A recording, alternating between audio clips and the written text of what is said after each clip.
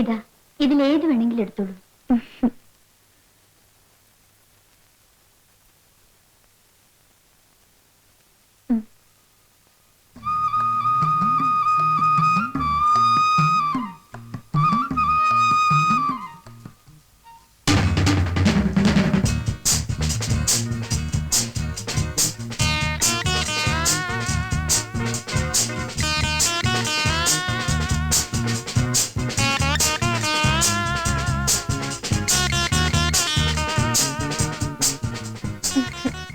എന്താ ഇത്? നന്നായിട്ടില്ലേ? അയ്യേ, എന്തൊക്കെയാ കാണിച്ചു വെച്ചിരിക്കുന്നത്? പോയി ഇതൊക്കെ മാറ്റി വരൂ. എനിക്കിതാ ഇഷ്ടം. എനിക്കിതാ ഇഷ്ടം. നിന്റെ തലയ്ക്ക് വെട്ടാ? ഇതൊക്കെ ഇവിടുത്തെ പരിഷ്കാരി പെണ്ണുക്കെ ചേരൂ. എനിക്കിത് കാണുന്ന ദേഷ്യം. അപ്പൊ എന്റെ ഭാര്യ ഇങ്ങനെ തുടങ്ങിയ കൽപ്പന പറഞ്ഞല്ലോ നന്നായിട്ടുണ്ടെന്ന്. അതവളാണോ തീരുമാനിക്ക? എന്റെ ഭാര്യ വേഷത്തിലും ഭാവത്തിലും ഒരു നാടൻ പെൺകുട്ടിയായിരിക്കണമെന്ന് എനിക്ക് നിർബന്ധമുണ്ട്. 7 വെളുപ്പിന് എണീറ്റ് കുളിച്ച്, മുടിയിൽ തുളസിക്കതിർ ചൂടി, നെറ്റിയിൽ ചന്ദനക്കുറിയിട്ട്, ചുണ്ടിൽ മന്ദഹാസവുമായി, ചുണ്ടത്തി ചായ ഒക്കെ വാരിതേക്ക് ആരാ നിന്നോട് പറഞ്ഞേ? തൂത്തുളഞ്ഞ്. എനിക്കിതാ ഇഷ്ടം. രാധ, നിന്നേക്കാൾ കൂടുതൽ ലോകം കണ്ടിട്ടുള്ളതാണ് ഞാൻ. എന്നിട്ടാണ് ഈ പഴഞ്ചൻ സ്വഭാവം വെച്ച് നടക്കുന്നത്.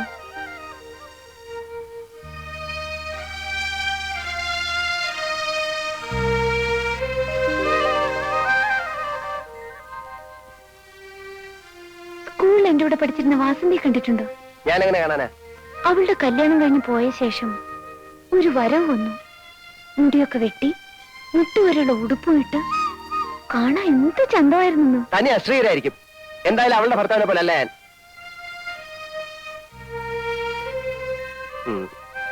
ഏതായാലും കഴിഞ്ഞതൊക്കെ പോട്ടെ. നമ്മളമ്മ വെറുതെ വഴക്കിട്ട് സമയം കളയണ്ട. രാധ പോയി വേഷമൊക്കെ മാറ്റി വരൂ. എനിക്ക് കുറേയേറെ കാര്യങ്ങൾ നിന്നെ പറഞ്ഞു മനസ്സിലാക്കാറുണ്ട്. മോളെ, നമുക്കൊരു സിനിമ കാണാൻ പോവാ. വേണ്ട വേണ്ട, ഞാൻ സിനിമ കാണാറില്ല. നിന്നോടല്ലോ, അവളോടല്ലേ ചോദിച്ചത്. ഇവനൊരു പ്രത്യേക സ്വഭാവക്കാരനാ. ഇവൻ വരില്ല. നമുക്ക് പോവാം മോളെ. അമ്മേ, രാധ വരുന്നില്ല. അമ്മ പോയിക്കോളൂ. എനിക്ക് സിനിമ കാണണം. നമുക്ക് പോവാനേ. വേണ്ടാത്തവരോട് എന്തിനാ നിർബന്ധിക്കാൻ പോകുന്നത്? നമുക്ക് പോവാം മോളെ. ദേ, നിനക്ക് പൊടിയരി കഞ്ഞി ചമ്മന്തി ഉണ്ടാക്കാൻ പറഞ്ഞിട്ടുണ്ട്. ഞങ്ങൾ പുറത്ത് ആഹാരം കഴിച്ചിട്ട് വരും. വാ മോളെ.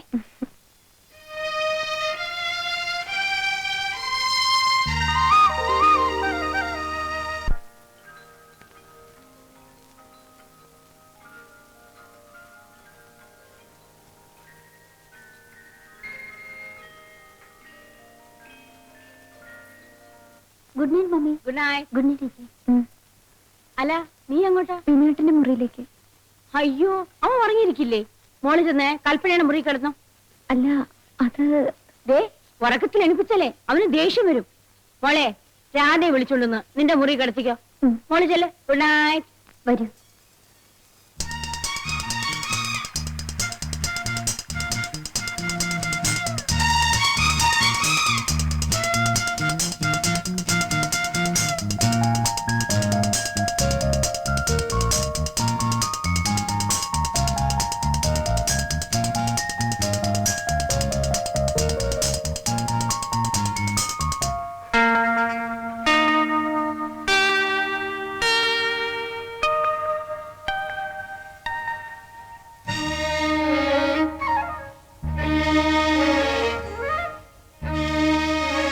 രാധേ, വാ പോവാ.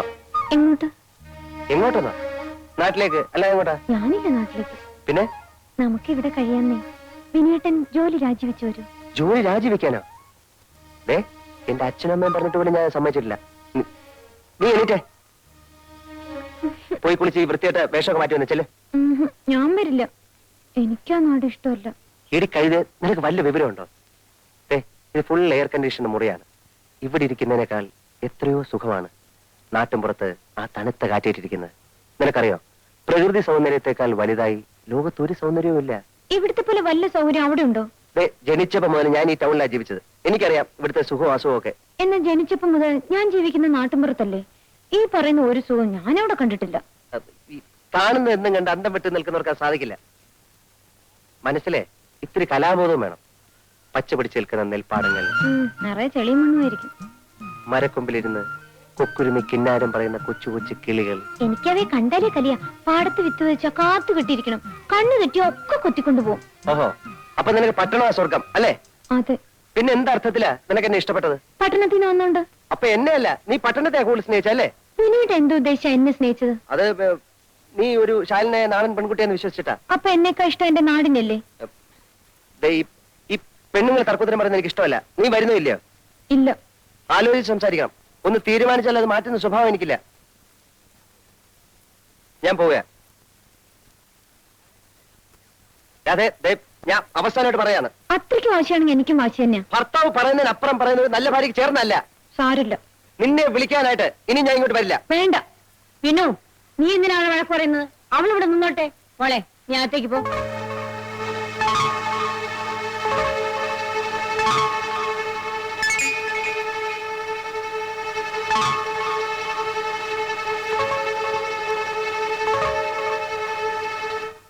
ഇത്ര എളുപ്പം ഇങ്ങനെ ആവുമെന്ന് ഞാൻ കരുതിയിരുന്നില്ല. എന്റെ പ്രാർത്ഥന ദൈവം കേട്ടു. ലീവ് എടുത്ത് അവനെങ്ങാനും ഇവിടെ താമസിക്കുമെന്ന് എനിക്ക് പേടിയായിരുന്നു. ഭാഗ്യം. ദേ, ഇന്ന് തന്നെ മിസ് തമ്പിഴ് വീട്ടിൽ ചെന്ന് കല്യാണം ഉറപ്പിക്കണം. പിന്നീട് അത് കുഴപ്പമാവൂന്നാ എനിക്ക് സംശയം. ഈ പെൺകുട്ടിയെ നമ്മൾ എന്ത് ചെയ്യും? ആ തന്റെയുടെ മുഖത്ത് കുറെ രൂപ എറിഞ്ഞു കൊടുത്താൽ മതി. വാലാട്ടിക്കൊണ്ടൊന്ന് എടുത്തോണ്ട് പോവും. അങ്ങനെയാണെങ്കിൽ അത് മാത്രം പോരാ. ഇവിടെ വന്ന് മോളെയും കൂട്ടിക്കൊണ്ടുപോയി ദൂരെ ഏതെങ്കിലും ബന്ധുവിന്റെ വീട്ടിൽ താമസിപ്പിക്കാൻ പറയണം. അതെ അതെ. പക്ഷെ വിനുവിനോട് എന്ത് പറയും? അവൾ നമ്മുടെ ഡ്രൈവർ ശങ്കരൻകുട്ടിയോടുകൂടെ ഒളിച്ചൊളിപ്പെന്ന് പറയാം. ഇപ്പോഴത്തെ അവസ്ഥയിൽ അവനത് വിശ്വസിച്ചോളൂ. എന്നിട്ട് നമുക്ക് മറ്റേ കല്യാണക്കാരി എടുക്കാം. എന്നാ മിസ്സിസ് തമ്പിയെ വിളിച്ചു പറഞ്ഞോളൂ, ഉച്ച കഴിഞ്ഞ് നമ്മൾ അങ്ങോട്ട് വരുന്നുണ്ടെന്ന്. ചേട്ടനും ചേട്ടത്തിയും രണ്ടും രണ്ട് സ്വഭാവമാണ്.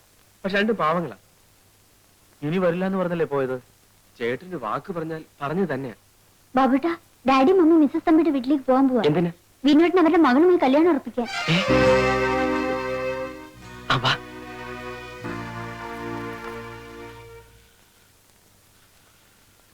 ഹലോ, ഞാൻ പിന്നെ നമ്മുടെ വിനോദിന്റെ കല്യാണം മിസ്സിസ് നായരുടെ വീട്ടിൽ നിന്ന് ഡ്രൈവർ ശങ്കരൻകുട്ടിയാ സംസാരിക്കുന്നത്. ഒരു സന്തോഷ വാർത്ത. ആരും അറിയിക്കാൻ പറ്റില്ല. നമ്മുടെ ബിന്ദുവിന്റെ കല്യാണം കഴിഞ്ഞു. വിജയ് ഉണ്ടോ അവിടെ? ഇവിടെ തന്നെ ഉണ്ട്. അതെ, പെട്ടെന്നായിരുന്നു. വോയിസ് ഇവിടെ തന്നെ ഉണ്ട്. വോയിസ് കാണാമല്ലോ. വരണം കേട്ടോ. ശങ്കരൻകുട്ടി, എന്തോ വാ, മിസ്സിസ് തമ്പിയുടെ വീട്ടിലേക്ക് ഒന്ന് പോണം. എന്തിനാണാവോ? അത് ഞങ്ങൾ തീരുമാനിച്ചോളാം. നീ കാർ എടുക്ക. മോള് വാ. അങ്ങനെ എന്താ പേര് മോളുടെ? എന്താ എല്ലാവരും കൂടെ?